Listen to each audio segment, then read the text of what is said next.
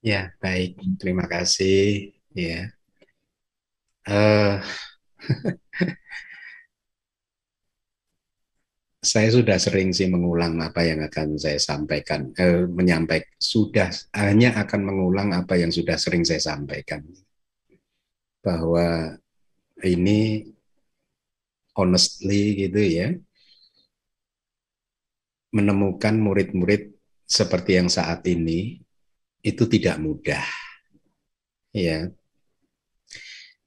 saya ulangi, bagi seorang guru menemukan murid-murid yang seperti yang ada saat ini, artinya yang setiap hari Minggu mendengarkan kelas pariyati sasana seperti ini itu tidak mudah. Ya, kenapa demikian? Karena saya mulai mengajar itu dari tahun 2008 dan baru menemukan murid yang seperti ini kan tahun 2015.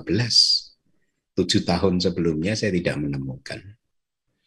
Nah, murid yang sekarang ini seperti apa yang saya maksudkan? Murid-murid yang tekun mempelajari kitab suci, mempunyai rasa hormat terhadap kitab suci, mengerti bahwa mm, mereka tidak ingin menyia-nyiakan kelahiran sebagai manusia yang sulit yang sudah didapatkannya kali ini begitu saja tanpa mempelajari ajaran kitab suci. Tidak mudah. Karena memang sudah menjadi sifat dari dhamma itu ya, sudah latihannya saja sulit sehingga hanya sedikit orang yang bisa mencapainya. Teorinya pun juga sulit sehingga hanya sedikit orang yang bisa menyukainya. Itu udah sifatnya ya, bahwa sebagian besar orang tetap saja kecenderungannya adalah tidak menyukai kitab suci. Ya, ya ini juga inline sejalan dengan cerita tentang pada masa-masa awal setelah mencapai penerangan sempurna, Buddha sempat enggan untuk mengajar karena dalam hati Buddha dhamma yang sudah direalisasi oleh Buddha ini sangat dalam, sulit dinalar ya, di luar penalaran gitu ya, dan hanya bisa direalisasi oleh orang yang bijaksana gitu. Kalau Buddha harus mengajarkannya, maka ini hanya akan menjadi melelahkan beliau saja gitu. Ya, saya tidak sedang ketika Buddha berkata demikian lebih merujuk kepada praktek untuk menembus ya, untuk merealisasi maga dan pala gitu. Nah, apa? Tetapi tidak hanya prakteknya saja yang sulit sesungguhnya, teorinya pun juga sulit. Sehingga itulah mengapa saya sangat sadar bahwa yang menyukai kitab suci itu jauh lebih sedikit daripada yang tidak menyukai. Nah, tapi walaupun demikian, di setiap hari Minggu saya merasa gembira karena bagi saya cukup banyak. Ya, meskipun angkanya dibandingkan seluruh umat Buddha yang ada di Indonesia ini sangat sedikit persentasenya, ya. Kalau katakanlah setiap hari Minggu itu hanya sekitar 400-450 gitu ya, naik turun begitu, itu pun sudah cukup banyak bagi saya. Ya, itulah mengapa beberapa kali saya juga menyampaikan di tahun-tahun yang lalu bahwa mempunyai murid yang seperti ini adalah berkah bagi seorang guru. Ya, kenapa berkah bagi seorang guru? Karena murid-murid seperti Anda semuanya ini disadari atau tidak, ya, quote unquote memaksa saya untuk memberikan materi-materi yang lebih baik dan lebih baik lagi. Quote unquote memaksa saya untuk terus mengajarkan kitab suci. Karena saya tahu Anda tidak menyukai ajaran yang bersifat pendapat pribadi, yang bersifat opini-opini saya saja, yang bersifat interpretasi-interpretasi pribadi saja, enggak kan? Anda nggak menyukainya kan? Karena dulu beberapa tahun yang lalu ada satu dua murid dari DBS yang bahkan menyampaikan kepada saya bahwa mereka sangat mengharapkan saya mengajarkan hanya kitab suci saja. Yang itu saya sangat mengapresiasinya. Nah, itulah mengapa mempunyai murid seperti Anda itu adalah satu berkah. Karena menghindarkan saya dari pengajaran yang hanya berdasarkan opini-opini saya. Karena opini-opini saya, ya nama, tetap saja lebih baik apapun itu juga adalah pendapat-pendapatnya Buddha, ajaran-ajarannya Buddha. Ya, kita tidak pernah bisa memahami apa yang dimaksudkan oleh Buddha di dalam kitab suci ya tanpa membuka kitab komentar. Kalau kita mengartikan Tripitaka dengan pikiran kita sendiri, besar kemungkinan kita salah. Tidak mudah untuk mengajarkan Dhamma. Bahkan saya pun beberapa kali melakukan kesalahan. Ya, dan kesalahan-kesalahan itu sebagian besar terjadi ketika saya mulai keluar dari kitab suci. Ketika saya mulai berpendapat pribadi, menyampaikan pendapat pribadi saya sering melakukan kesalahan.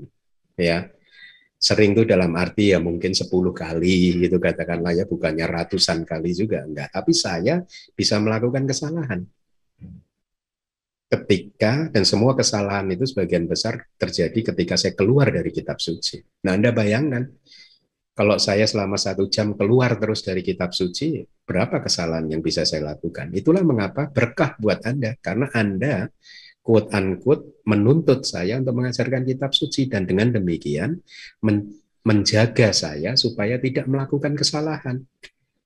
Ya, karena it's not nice sebagai seorang guru mengajar melakukan kesalahan, itu nggak enak rasanya.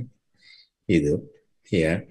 Tapi ketika, bahkan tadi pagi pun saya merenung, ya, oh, saya bersyukur ya punya murid-murid yang seperti ini, karena sebenarnya tuntutan Anda kepada saya untuk mengharuskan saya untuk mengajar kitab suci itu mempermudah saya juga, tidak sulit. Bagi saya tidak. Kenapa? Karena saya hanya tinggal menerjemahkan dan menyampaikannya kepada saya, tidak sulit. Jauh lebih sulit ketika dulu saya talk show ini, talk show itu, harus berpikir sendiri, harus menginterpretasikan sendiri, dan itu sering melakukan kesalahan. Jadi bayangkan, ya, sebagai seorang sarjana Buddhis pun bisa melakukan kesalahan, apalagi yang tidak sarjana Buddhis. Bayangkan, ya. Nah, itulah mengapa, ya, satu, tidak mudah mendapatkan murid-murid seperti Anda, karena Anda itu benar-benar berkah bagi saya. Saya bisa begini karena Anda, ya.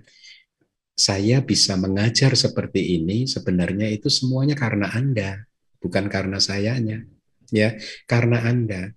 Karena kalau inisiatifnya itu muncul dari saya, dan ketika kemudian setelah mengikuti 1 kelas, 2 kelas, Anda tidak menyukainya, lalu Anda tidak hadir lagi, maka saya harus memutar strategi bagaimana supaya menarik Anda kembali, supaya sada Anda terhadap ajaran Buddha tidak hancur, tidak hilang. Ya, nah, itulah tugas seorang tugas seorang guru, ya, terus membangkitkan sada umatnya supaya kelahiran yang kali ini itu tidak sia-sia, ya. Nah, sebenarnya berkah yang lain adalah, coba kita renungkan bersama-sama poin ini. Apabila kelas ini bisa berlangsung terus-menerus, agama Buddha kita akan semakin kokoh. Kenapa?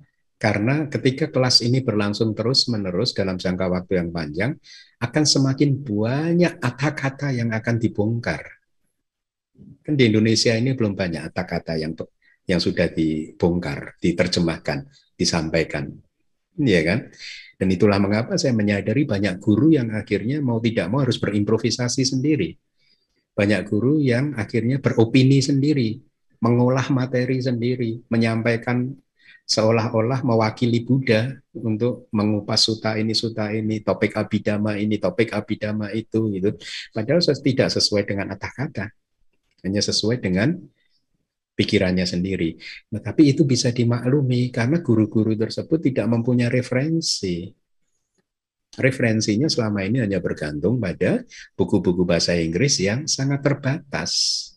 Itulah mengapa kata-kata harus diterjemahkan.